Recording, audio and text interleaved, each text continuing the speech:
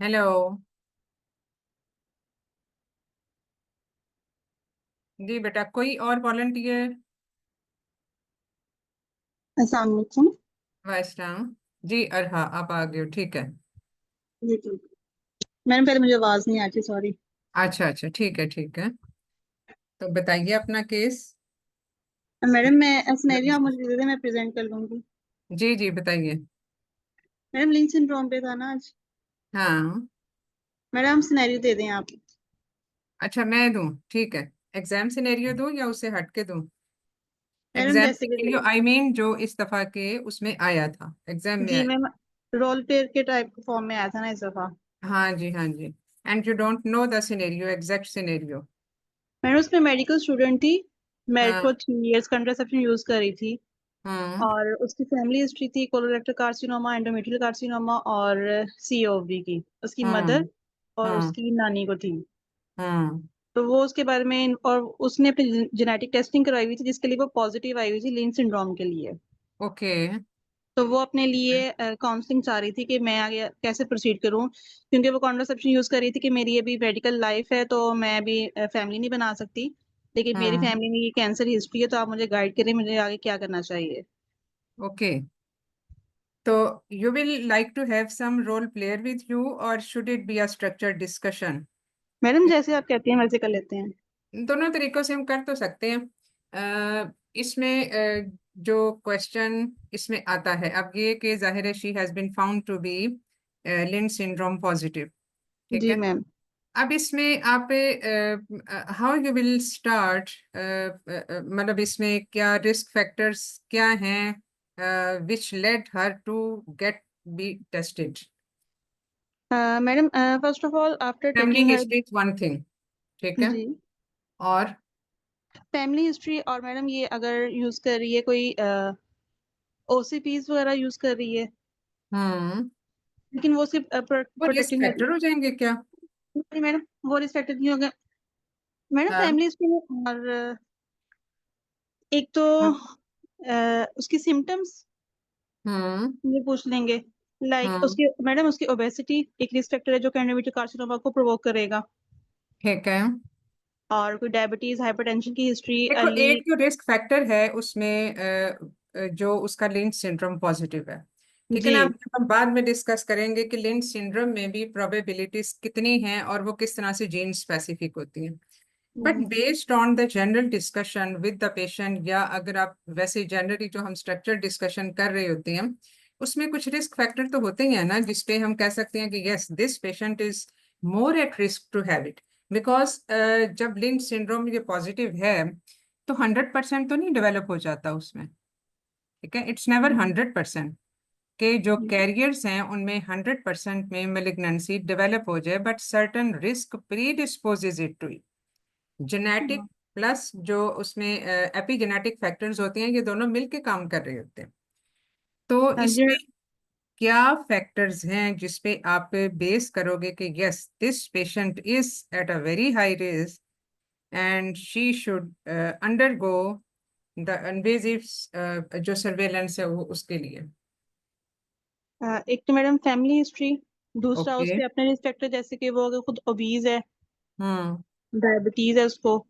हम्म और अगर जैसे मोस्टली, और इसके अलावा उसकी अर्ली मेनार्की हो या लेट मेनोपॉज है। हम्म और फैमिली हिस्ट्री में आ जाएगा मैडम। हम्म और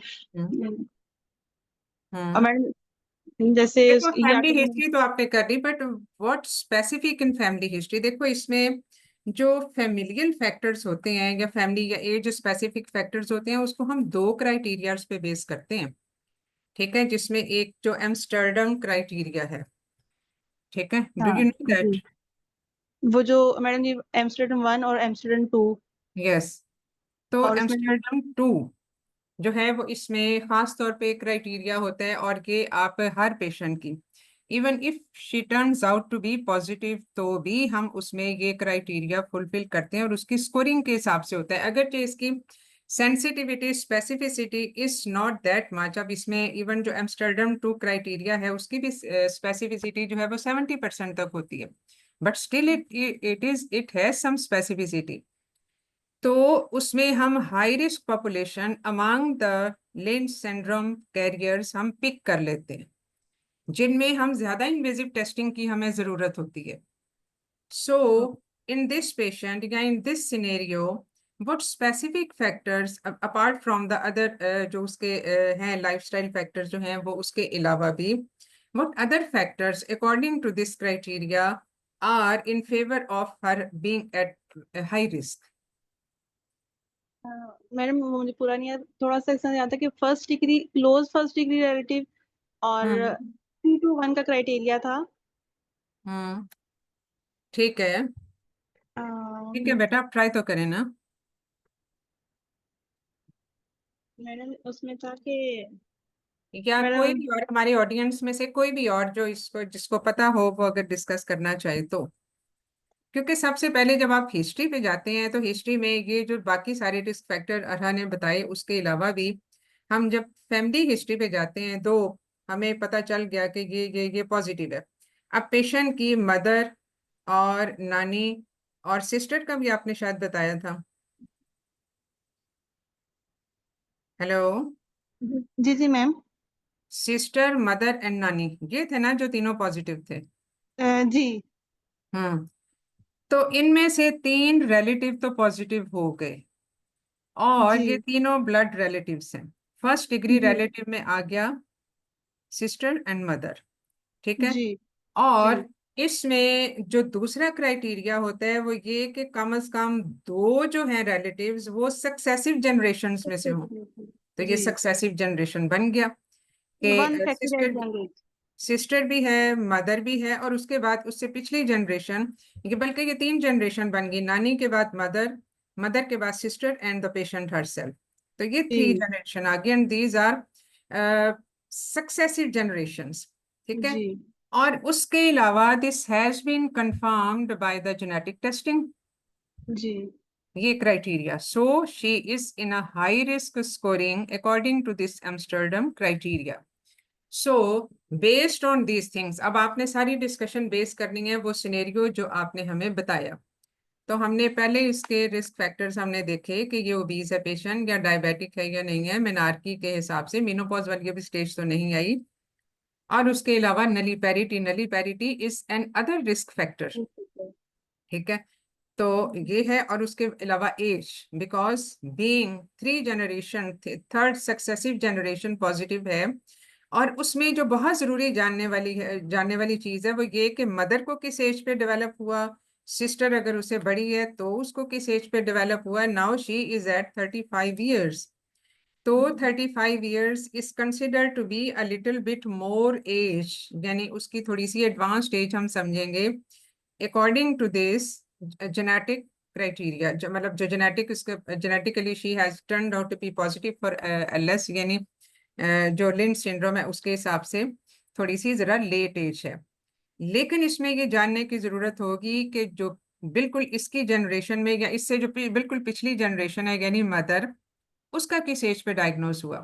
क्योंकि इसमें जो बहुत स्पेसिफिक जेनेटिक प्री डिस्पोजिशन का क्राइटेरिया होता है वो ये होता है कि हर अगली जनरेशन में वो ज्यादा यंगर एज पे होता है और ज्यादा स्वेरिटी के साथ होता है.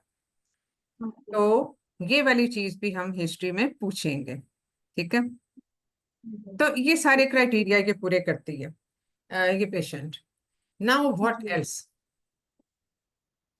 और मैडम फिर इसमें अब उसमें हम ये सारे रेड फ्लैग से सिम्टम्स में आ जाते हैं, प्लस उसके मतलब ये उसकी हिस्ट्री है, और उसके अलावा जो और सिम्टम्स होंगे वो हम क्या पूछेंगे. मैडम उसके अलावा हम इसमें फैक्टर ये रूल आउट करेंगे क्योंकि इसमें 3 टाइप्स ऑफ कैंसर हो सकते हैं ना, ये कोलोरेक्टल कार्सिनोमा, ओवेरियन या एंडोमेट्रियल कार्सिनोमा. तो हम उसके सारे सिम्टम्स पे रूल आउट करेंगे, पूछेंगे कि any hmm. Complain of abdominal pain और बाउल हैबिट चेंज और any hmm. Rectal pain, any hmm. symptom of anemia, any complaint hmm. of irregular or undiagnosed irregular vaginal or uterine bleeding, any hmm. complaint of feeling of abdominal mass or hmm. fatigue or weight loss. हम्म. ठीक है. इन तीनों को हमने rule out करना है इसमें.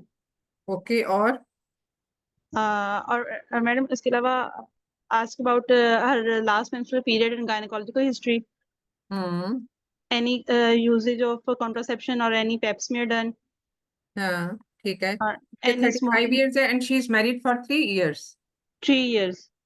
3 years और उसमें क्या क्या उसने कॉन्ट्रासेप्शन की, ये भी She उसकी was सारी taking menstrual cycle history, contraception history, ये सब चीजें आपने पूछनी है, और एनी अदर प्रॉब्लम, यानी problem.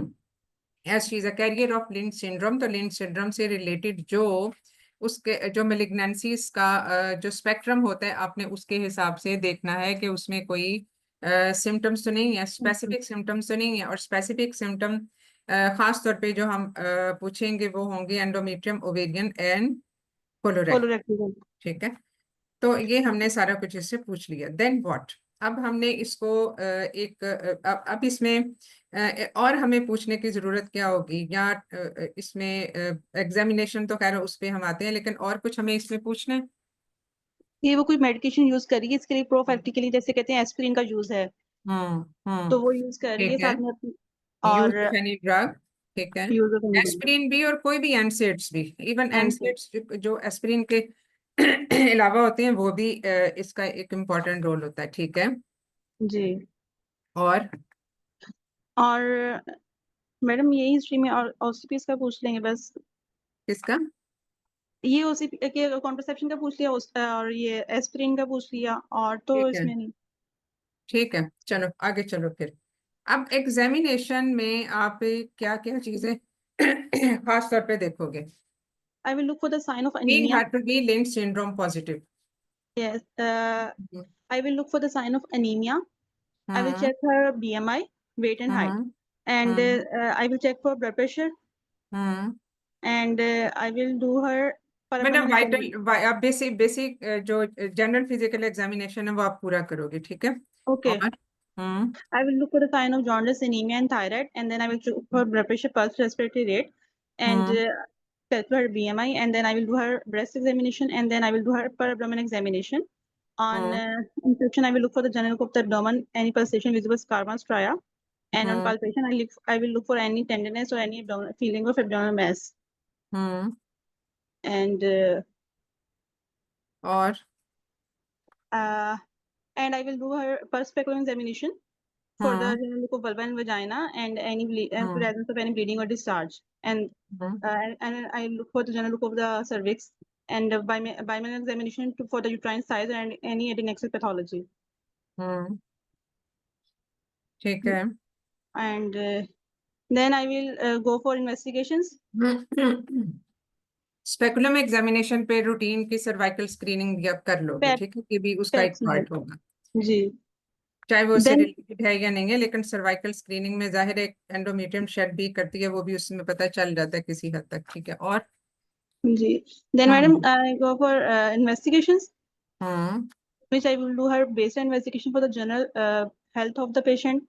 I will hmm. do her complete blood count for the hemoglobin, platelet, and TLC count, hmm. and do her fasting blood sugar, midstream urine for protein, glucose, and pulses, hepatitis B surface, and the anti-HCV antibodies. And then hmm. I will order her pelvic ultrasound for the endometrial thickness, myometrial echogenicity, and adnexal pathology. Hmm. And abdominal examination. pelvic ultrasound will be, as she you say that she is obese, तो She pelvic would be ultrasound कौन सा वाला आप करोगे? transvaginal scan. Okay, for Transvaginal scan for the endometrial thickness, myometrial echogenicity, any adnexal pathology. Endometrial thickness, उसकी जो है appearance overall, and सब एंडोमेट्रियल डॉपलर फ्लो. ठीक है, and this Madam, has to be timed according to the menstrual cycle, because there are many fluctuations in the endometrial thickness as well as its appearance according to the menstrual cycle phase. जी. ठीक है, तो इसको हमने उसके हिसाब से time करना होगा, क्योंकि इस वजह से जो रिप्रोडक्टिव एज की हैं पेशेंट्स हैं, उनमें जैसे जस्ट लाइक दिस पेशेंट, उनमें endometrial thickness undergoes a lot of variation throughout the menstrual cycle. तो Yes. इसकी वजह से ये बहुत ज्यादा इसकी सेंसिटिविटी स्पेसिफिसिटी नहीं रहती, लेकिन इसकी regularity, thickness and the sub endometrial Doppler flow, ये तीन चीजें आप कंबाइन करोगे, being a non invasive testing. ठीक है, और And madam, C125. What for? C125 for ovarian carcinoma. So at the same Sure. time you will combine TBS with the CA 1 to 5. Okay. ठीक है, वो Okay. इसलिए कि CA 1 to 5 भी बाज दफा बहुत अर्ली स्टेजेस पे when there is no mass visible and or palpable या visible on ultrasound, उसमें CA 1 to 5 usually is in the normal limit. तो इसलिए स्टेज 1 में खास तौर पे इसकी सेंसिटिविटी स्पेसिफिसिटी कम हो जाती है, और तो ये नॉर्मल भी हो सकता है। लेकिन मैडम इसकी इन्वेस्टिगेशन में करवाएंगे टू रूल हाँ, आउट इन्वेस्टिगेशन में तो आप यकीनन करवाओगे, क्योंकि whatever the sensitivity specificity is, लेकिन जी। Among the non invasive testing आपके पास यही चीजें अवेलेबल हैं। ठीक है, Okay. TVS और CA 1 to 5। Even है। और मैडम इसके लिए And to be more colonoscopy specific, if you find anything with the ये जो है TBS पे अगर कोई एंडोमेट्रियम से रिलेटेड आपको कुछ abnormal चीज लगती है, then you will proceed on to the other interventional therapies या invasive testing पे। ओके एंडोमेट्रियल बायोप्सी हाँ, and specifically hysteroscopic guided। आप हिस्टेरोस्कोपी उसमें गाइडेड देख बायोप्सी। लेते हो। जी। ठीक है, और मैडम कोलोनोस्कोपी अच्छा, कोलोनोस्कोपी। हम्म, बस कोलोनोस्कोपी आप रूटीन में कराओगे इसमें? मैम को स्क्रीनिंग एनुअली करवाते हैं। एनुअली करवाएंगे। यस। सबसे कॉमन कैंसर कौन सा होता है इन लिंच सिंड्रोम के लिए? एडिनोमेट एडिनोकार्सिनोमा। Of what? मैडम ये कॉलन का हाँ, कॉलन का सबसे फीमेल्स में सबसे common lynch syndrome associated carcinoma कौन सा होता है? एडिनोमेटाइड कार्सिनोमा होता है एंडोमेट्रियम। हाँ, एंडोमेट्रियम का। In how many patients? Ma'am 57% of patient suffer from ठीक है, ठीक है। Endometrium. As compare to how many in general population? In general population ma'am 3%। ठीक है। So there is a big big increase. तो इस वजह से एंडोमेट्रियम पे हमें सबसे ज्यादा फोकस करना पड़ता है। ठीक है, जी। तो कोलन कैंसर के कितने चांसेस होते हैं? 47%। ठीक है, एलियन के सबसे कम होते हैं 17%। ठीक है। और जनरल पॉपुलेशन में कितने होंगे? ओवेरियन के लिए 1 to 3% नहीं, होता है। मैं कोलन की बात, अभी हम कोलन की बात कर रहे हैं। मैंने उसका नहीं बता। तकरीबन 4% में, 4 to 5% 4%। में। ठीक है, ओके। जनरल पॉपुलेशन है जिसमें जेनेटिक प्रीडिस्पोजिशन कोई नहीं है, और जो इस पॉपुलेशन में यानी जो ये लिंच सिंड्रोम के साथ एसोसिएटेड है, उसमें फिर कितना रिस्क स्ट्रेटिफिकेशन कितनी बढ़ जाती है। And this is the most important part of this syndrome, कि इसीलिए इसकी identification in the high risk population is mandatory. और वो हाई रिस्क पॉपुलेशन क्या है? Just like in this patient with successively जो है सक्सेसिव जनरेशन्स में first degree relative, first blood relative, वो। और दूसरी चीज जो एक high risk population, sometimes lynch syndrome can be sporadic, कि पहली दफा जी। वो डिटेक्ट हुआ, ये ऐसा नहीं होता कि पूरी नस्ल दर नस्ल चल रहा है, किसी भी एक जनरेशन में वो आइडेंटिफाई हो गया, स्पोरेडिक है। जबकि hereditary non polyposis colon cancer जो है वो ऑलवेज इट इज हेरिडिटरी, वो स्पोरेडिक नहीं होता। दोनों में एमएमआर डेफिशिएंसी होती है, इसीलिए ये दोनों साइनोनिमस टर्म्स के तौर पे भी यूज होते हैं। लेकिन इसमें जो लिंच सिंड्रोम है वो ऑल ऑफ अ सडन किसी भी जनरेशन में हो सकता है as a result of multiplication errors, के किसी में भी हो गया। लेकिन इसमें ये है कि जो अगरचे हम इसको दोनों को टर्मिनोलॉजी इज इंटरचेंजेबल, क्योंकि दोनों की बेसिक पैथोलॉजी एक ही है, लेकिन to be more specific, Lynch syndrome can sometimes be sporadic, लेकिन जो हेरिडिटरी नॉन पॉलीपोसिस है that is always hereditary, familial होता है वो। तो एनीवे दोनों की बाकी करेक्टरिस्टिक्स एक ही जैसी हैं। तो इसमें यू मस्ट नो कि how many the risk, because you have to counsel this patient.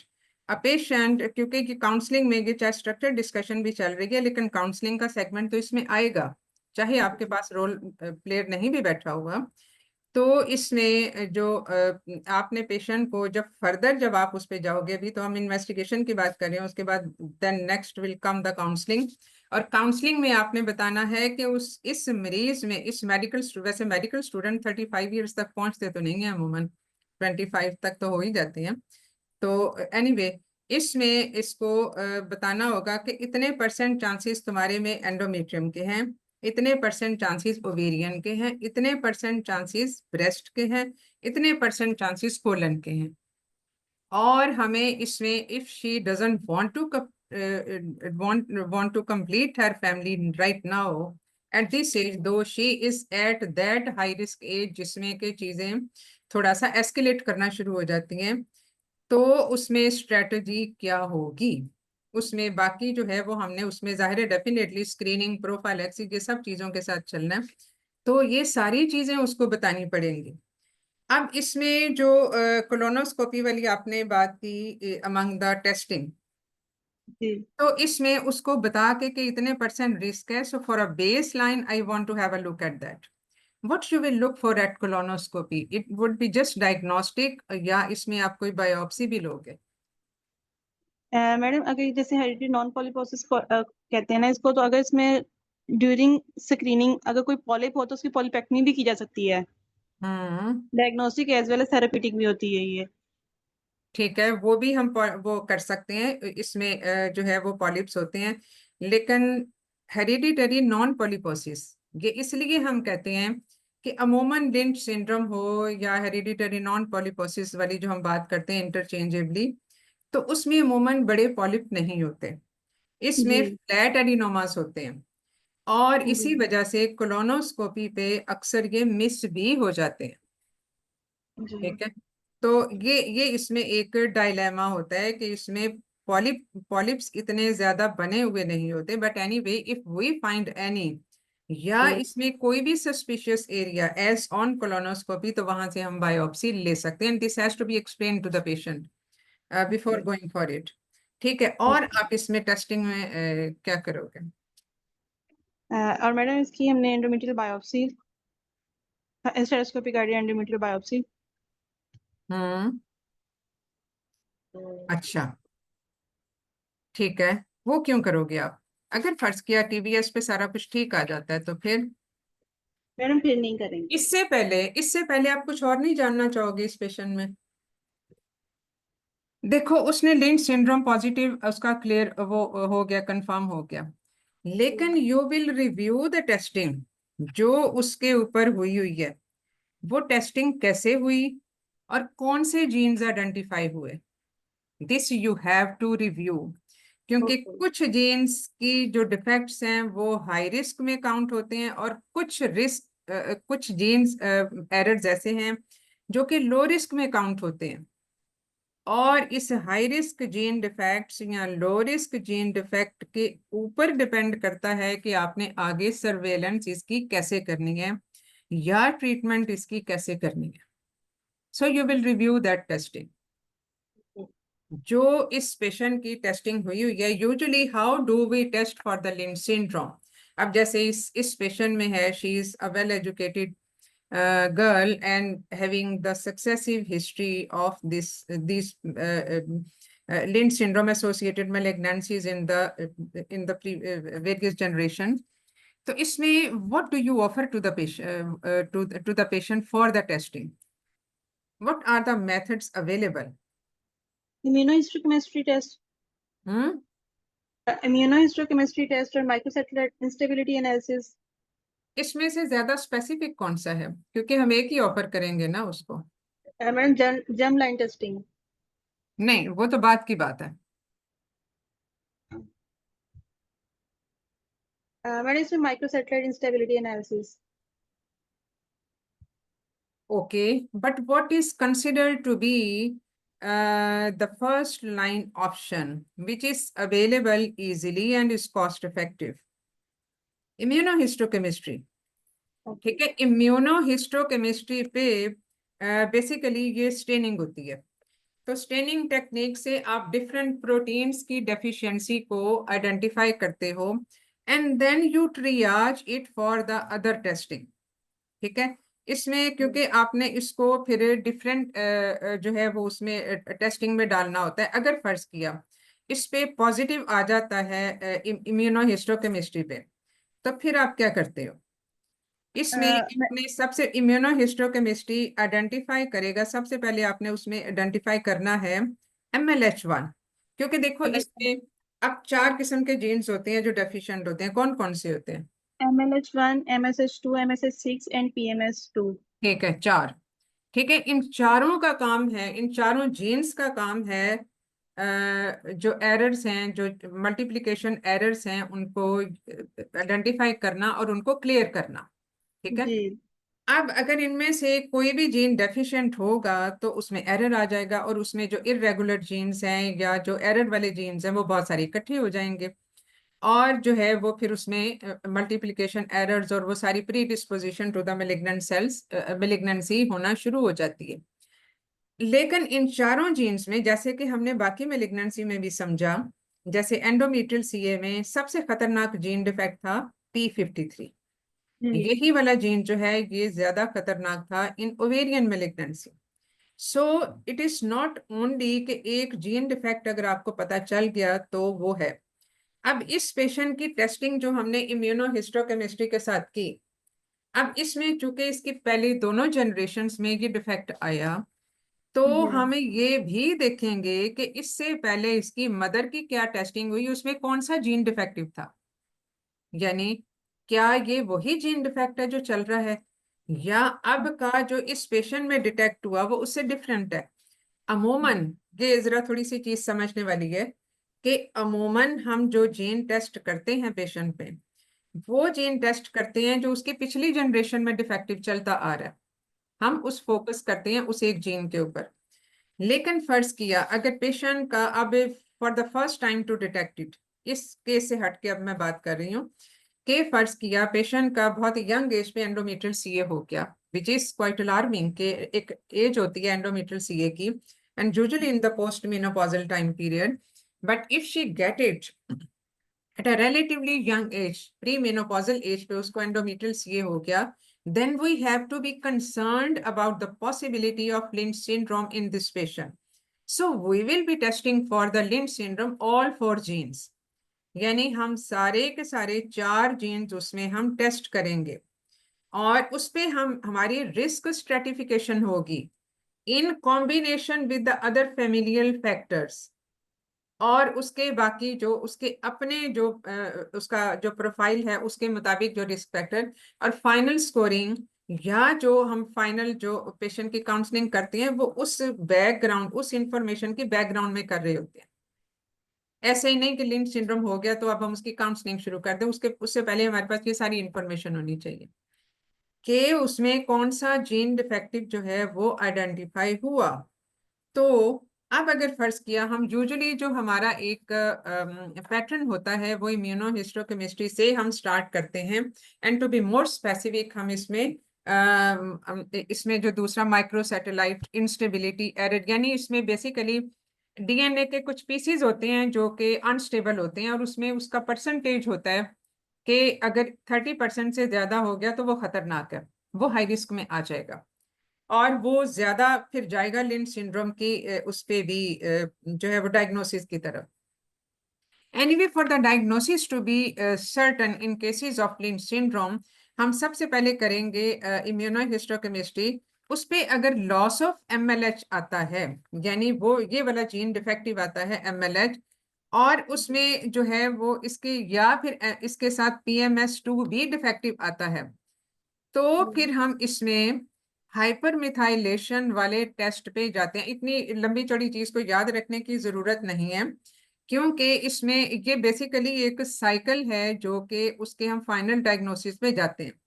अगर हाइपर मिथाइलेशन ये एक टेस्ट है जो कि हम फिर उसके ऊपर कर रहे होते हैं, तो फिर हम अगर ये नेगेटिव आ जाए हाइपर मिथाइलेशन, तो फिर हम जर्म लाइन टेस्टिंग पे जाते हैं। What is germ line testing? Somatic और जर्म लाइन टेस्टिंग में क्या फर्क है? क्योंकि हम जो इससे पहले कि हम डायग्नोसिस को बनाएं, अब ये इसमें हमने हमारा मकसद क्या होता है, हमने ये डिफ्रेंशिएट करना है ये इनहेरिटेड है या स्पोरेडिक है। लिंच सिंड्रोम दोनों हो सकते हैं। Hereditary non polyposis is always hereditary, ये भी चीज याद रखें, अगरचे हम उसको एक ही टर्मिनोलॉजी के तौर पे यूज कर रहे होते हैं। So how do we differentiate between the sporadic and the hereditary, and moreover how do we confirm कि ये जो है ये लिंच सिंड्रोम भी है? क्योंकि देखो एमएमआर डेफिशिएंट कोई भी मेलिग्नेंसी हो सकती है, स्पोरेडिक भी हो सकती है, वो लिंच सिंड्रोम के बगैर भी हो सकती है। तो ये मैं बात कर रही हूँ उस पेशेंट में जिसमें मेलिग्नेंसी होगी और उसमें हम टेस्टिंग कर रहे हैं। अभी हम इस पेशेंट की तरफ बाद में आते हैं। तो जर्म लाइन और सोमैटिक को भी अंडरस्टैंड करना बड़ा जरूरी है। यानी यूजुअली जो हम कर रहे होते हैं ना, ये एंडोमेट्रियल सीए में फर्स्ट किया इम्यूनोहिस्टोकेमिस्ट्री हम अच्छे सेंटर्स में हमेशा होती है, और इम्यूनोहिस्टोकेमिस्ट्री पे हमें पता चलता है कि इसमें एमएमआर जो है वो पॉजिटिव है या नहीं है। और उसमें जो है वो उसके उसके बाद ये जो हमने सारी टेस्टिंग की, अब ये सारा कुछ हो रहा है ट्यूमर सेल्स के ऊपर। ट्यूमर सेल के ऊपर जो टेस्टिंग है और उस पे ये जीन डिफेक्टिव हमें पता चल गया कि ये जीन नहीं है, तो इसका मतलब है कि ये इसमें जेनेटिक एरर है। लेकिन ये है सोमैटिक टेस्टिंग। अब इसके बाद हमने germ line testing which is more specific for inherited malignancies.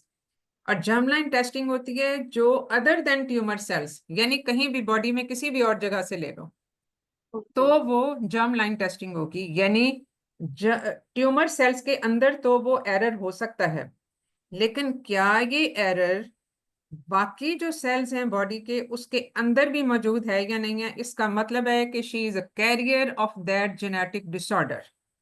Is it clear? Yes. ये सबको क्लियर है? क्योंकि हम जो इनहेरिटेड मेलिग्नेंसीज की टेस्टिंग करते हैं वो जर्म लाइन टेस्टिंग होती है जो स्पेसिफिक होती है।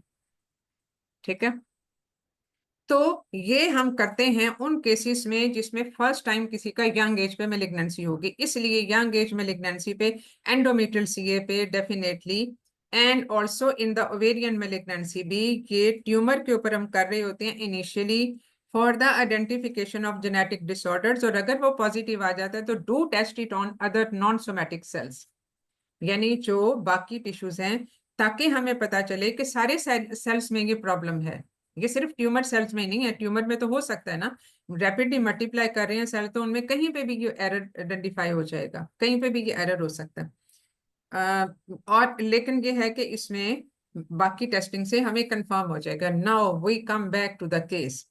इसमें हमने ये फिर रिव्यू किया कि इसमें अब जो टेस्टिंग थी वो कैसे हुई, उस पे कौन सा जीन जो है वो आइडेंटिफाई हुआ।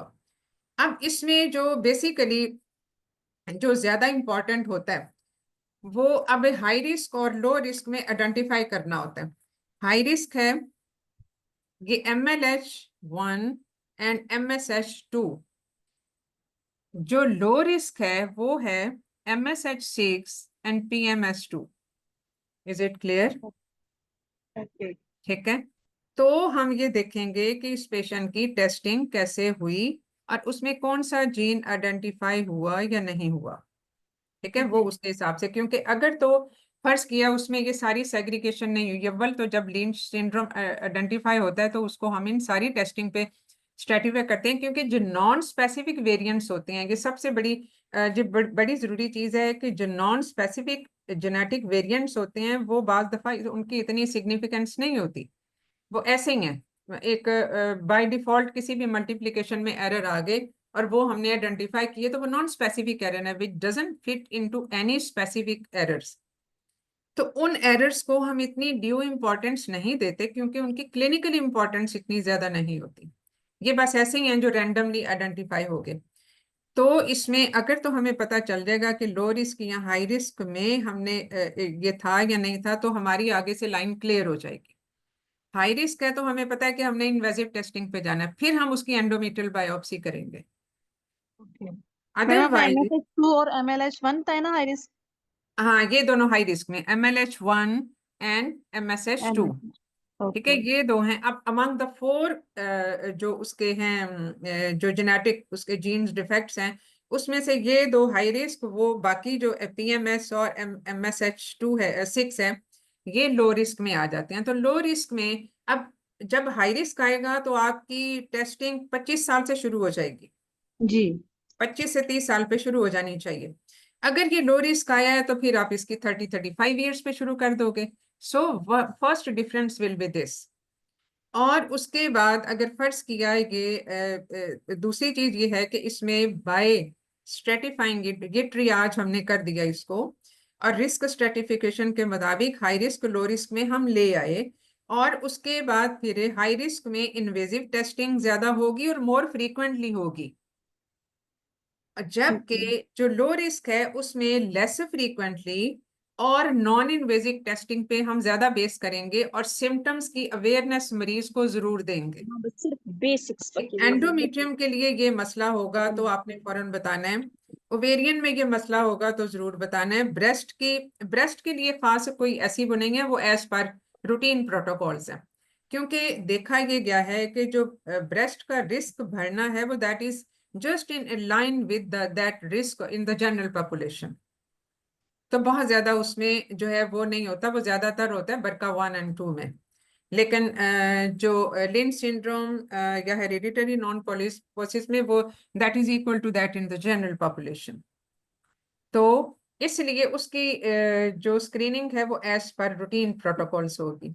अलबत्ता एंडोमेट्रियम की सबसे ज्यादा हमें कंसर्न है, कोलोरेक्टल का भी और ओवरी का भी। तो बाकी हम जो ब्लैडर का है वो सारा कुछ वो तो हम देख ही रहे होते हैं और वो हम इस पेशेंट से भी मांगेंगे। But now coming to the counselling, ये सारी तमहीद इसलिए बांधी कि हमने अब इसकी काउंसलिंग करनी है और उससे पहले हमें ये इंफॉर्मेशन पता होनी चाहिए। Without ji knowing the basic facts related with that problem, how you can counsel a patient, especially who relates with this profession and who is an educated person. क्योंकि अब 35 साल की अगर वो हो गई girl and she is still not wishing to complete her pregnant to her family, तो उसमें ये बहुत जरूरी है कि हम उसको हर चीज बिल्कुल क्लियर वर्ड्स में बता दें। इतने जी परसेंट रिस्क है इस चीज का, इतने परसेंट रिस्क है इस चीज का, और इतने परसेंट इस चीज का। और उसके लिए कितना इम्पोर्टेंट है कि वो इतने अरसे के वो फैमिली अभी अपनी लिंगर ऑन कर रही है, and by what method she has to postpone her pregnancy.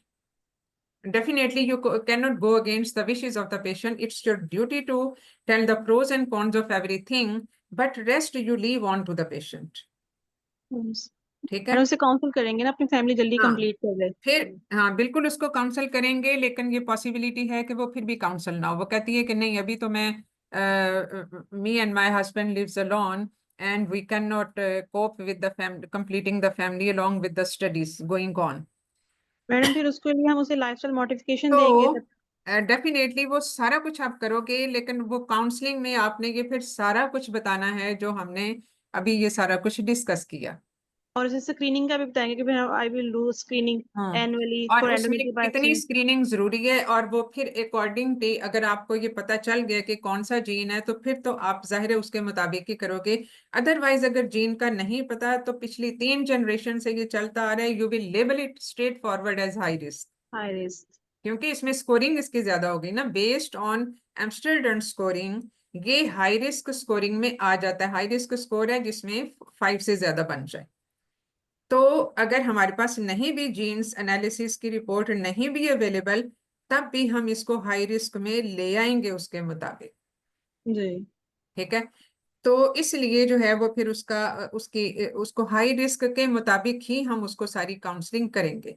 और non invasive testing right now, और अगर उसमें थोड़ी सी भी किसी चीज की सस्पिशन है तो you will have a low threshold for going for the invasive testing, okay biopsy, hysteroscopy, और इसमें जो है बाकी बायोप्सी वगैरह की सारी चीजें आप इसकी टेस्ट कर रहे हैं। टीवीएस ठीक है। मैडम ये हाई रिस्क है तो फिर इसके लिए टीवीएस और CA-125 6 मंथली और जो हाँ बायोप्सी है वो सारा कुछ आप यकीनन इसमें करोगे फिर। ठीक है। और और इस for how long and by what method she can continue with the contraception, she can use and OCP bye what method. Madam, oral contraceptive pill she can use because it reduces the risk of endometrial and ovarian cancer. And she can also use levonorgestrel. ठीक है, Because endometrial it also protection उसके साथ होगी।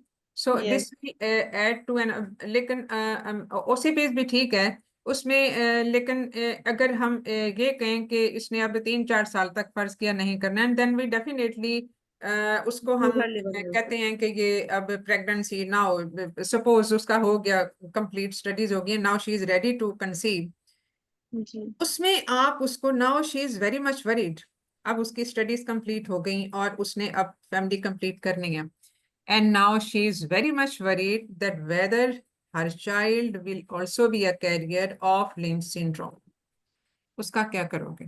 Madam उसके लिए pre genetic testing करवाएंगे हम उसकी। हाँ ठीक है। Because it is an autosomal dominant disorder, so we can go for pre-genetic testing by and we do IVF. It will be a preferred How choice for many me. how many of the offsprings are said to be the carrier? यानी अब ये है ये कौन से type 50% of, इसमें carrier. Inheritance कैसी होती है? What is the mode Autosomal of dominant. Inheritance? Autosomal तो dominant होता है ऑटोसोमल डोमिनेंट का मतलब है कि अगर फीमेल यानी मदर कैरियर है तो बच्चे में जाएगा ही जाएगा, but in how many patients, in how 50% many carrier. Percent? 50% carrier, 50%. 50% disease होंगे. So all the offsprings we cannot be the carrier of this syndrome. 50% career हो सकते हैं। तो ऐसी सूरत में you will go for the PGT, और उसके बाद फिर आपने उसको, और ये जाहिर है फिर आईवीएफ के साथ ही पॉसिबल है, और उसमें फिर आप उसको ऑफर यही करोगे जी। To be very sure of this. और अगर फर्ज किया शी वांट्स स्पॉन्टेनियस कंसेप्शन, तो spontaneous conception she can go on with, लेकिन उसमें फिर उसका अर्ली जेनेटिक एनालिसिस जो है वो फिर करना होगा। मैडम फिर उसके लिए सीवीएस और एमनियोसेंटेसिस को ऑफर हाँ, फिर करेंगे। वो या एनआईपीटी भी कर सकते हो, जो नॉन इन्वेजिव टेस्टिंग होती है, मदर के ब्लड में से लेके जो बच्चे के डीएनए एनालिसिस होते हैं वो भी हो सकते हैं, और उसकी सेंसिटिविटी स्पेसिफिसिटी ठीक है, तो वो भी आप कर सकते हो। That that depends at that time के पेशेंट इन्वेजिव टेस्टिंग के लिए मतलब मानती है या नॉन इन्वेजिव के लिए, और बाकी ये दो फिर पॉसिबिलिटीज होंगी। ठीक है मैडम वो ना काउंसिल ठीक है मैं अपनी सर्जरी करवा लूंगी, और लेकिन कहती है उसके बाद फिर मैं क्या यूज करूंगी, वो फिर उसके लिए ओके सोचना ओके, चाहती we are coming to that point. अब suppose according to her wishes she has completed her family by age 40 by after producing 2 children, जो कि नॉर्मल है क्योंकि उसने वो सारा एनालिसिस वगैरह करवा के वो उसके साथ ही चली है। अब suppose now she is at a stage 40 years पे होगी, 40 या 42 इयर्स पे, एंड नाउ शी वांट्स, मैं किसी का माइक ओपन है। and now she wants the surgery, the ultimate solution of this problem. Please किसी का माइक खुला हुआ है तो जरा ऑफ कर दीजिए प्लीज। तो अब ये 42 इयर्स पे होगी after completing her family, and now she wants to have the surgery, ultimate solution. ठीक है, तो सर्जरी आप क्या करोगे और कैसे करोगे? Madam I will offer trans abdominal hysterectomy plus bilateral salpingo-oophorectomy, and then ठीक है, post because it will prone her to the menopause, so I will offer her after oral contraceptives, hormone replacement therapy I will offer her after that. ठीक है, कौन सी hormone replacement therapy? Basically oestrogen specific जो होते हैं, oestrogen only जो pills होंगी वो उसको I will offer her, and preferably transdermal route will be offered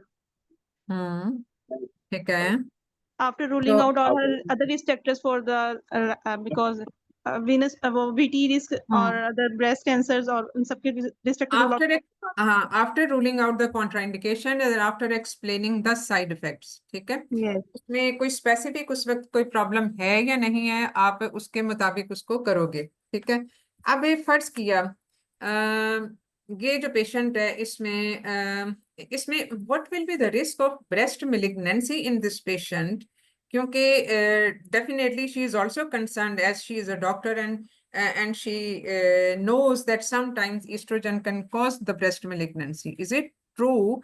And how you will alleviate her anxiety by this?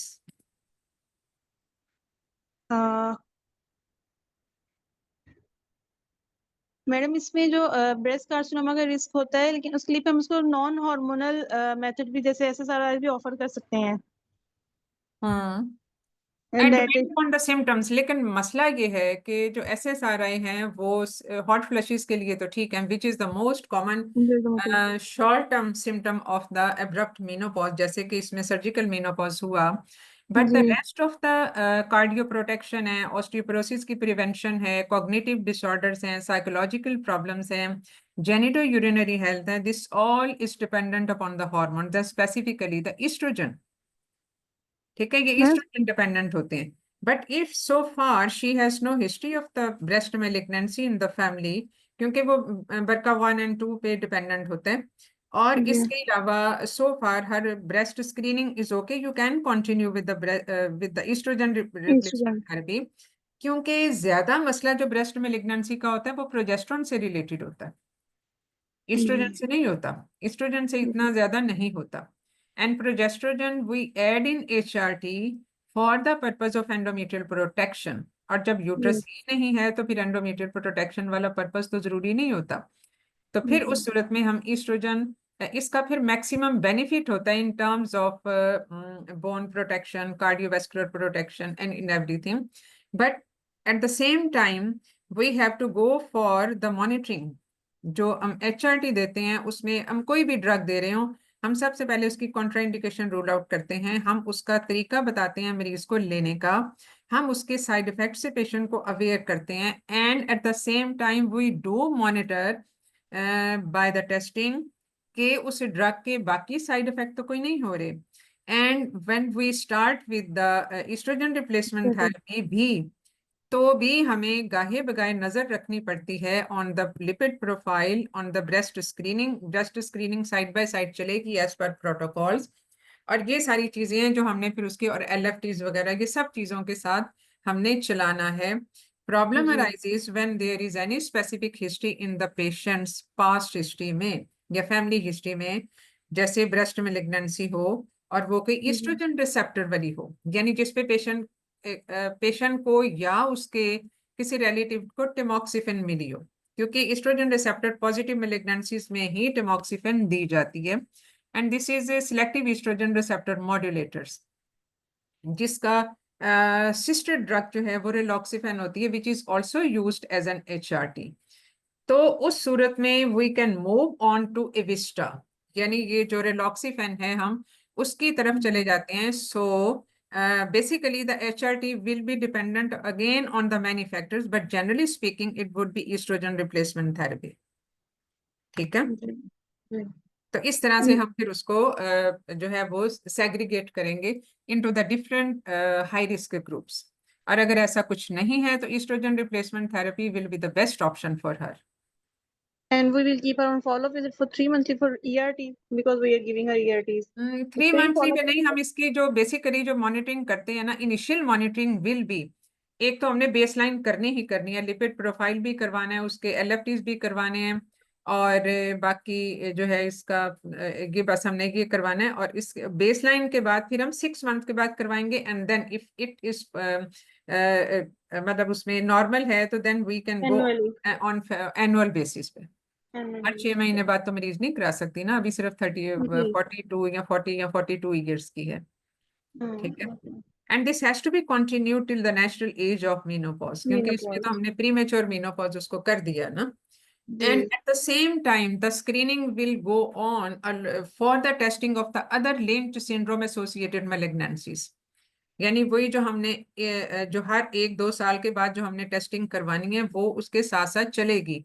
तो उस सेगमेंट को हम नहीं भूल सकते, जबकि हम इसकी THBSO करवा के तो उसके बाद हम इसकी सारी कर रहे हैं। This testing will go on along with the monitoring of the HRT। ठीक है, चलें जी, अब इसमें और कोई क्वेश्चन या कोई क्वेरी? मैम एस्पिरिन का रोल जो है वो कितना है, मतलब उसको हम लोग प्रोफाइलेक्टिकली दे जब तक वो अपनी नहीं करवा लेते कोई अच्छा, अब सर्जरी। इसमें हाँ, इसमें मैं आती हूँ। इसमें एक और जो चीज है ना, इसमें जो ये है कि जो लिंच सिंड्रोम एसोसिएटेड मेलिग्नेंसीज है, luckily these are easy to treat, लेकिन इनमें रिकरेंस रेट भी ज्यादा है। तो इसमें खास तौर पे जो एंडोमेट्रियम और ओवरी के सीए हैं वो ज्यादा एंडोमेट्रॉयड रिलेटेड होते हैं, which are chemosensitive and these are very much responses to the immunotherapy. यानी हम उसके जो इसमें जो लेटेस्ट ट्रेंड्स हैं वो यही हैं कि हम इसमें जो एंटीबॉडी एसोसिएटेड, ये सारा हमने तफसील में डिस्कस किया हुआ है in the uterine endometrial carcinoma में भी, कि इसमें चूंकि अब इसमें होता ये है कि इसमें बहुत सारे एबनॉर्मल सेल जमा हो जाते हैं, एबनॉर्मल डीएनए मटेरियल जमा हो जाता है, यानी जंक मटेरियल जमा हो जाता है, जो कि उस रिपेयर जीन के डिफेक्ट होने की वजह से जो सेल रिपेयर नहीं हो पाते, वो समझो डैमेज सेल काफी जमा हो जाते हैं, and that has been taken as an antigen by the body's immune system. तो अगर इम्यून सिस्टम बहुत अच्छा स्ट्रांग हो तो वो उसको टेक ओवर कर लेता है, but as the material is too much, 1000 times more than the normal, यानी हमारी बॉडी में wear and tear is in every minute, लेकिन वो साथ के साथ क्लियर हो रहा होता है इम्यून सिस्टम के ऊपर। यही वजह है कि जब हम इम्यूनोसप्रेशन किसी भी वजह से होती है तो मेलिग्नेंसी के चांसेस भी बढ़ जाते हैं, क्योंकि वो क्लियरेंस नहीं हो रही होती। तो इसमें भी इसीलिए फिर मेलिग्नेंसीज के चांसेस ज्यादा हैं कि वो एबनॉर्मल मटेरियल बहुत जमा हो जाता है। So the purpose of treating these cancers is basically the immunotherapy, जो हम एंटीबॉडीज की सूरत में देते हैं। तो इम्यूनोथेरेपीज का जो है वो बहुत ज्यादा इसमें रोल होता है, जिससे ये हम इसको कर सकते हैं। ठीक है जी। हाँ जी, और कोई क्वेश्चन?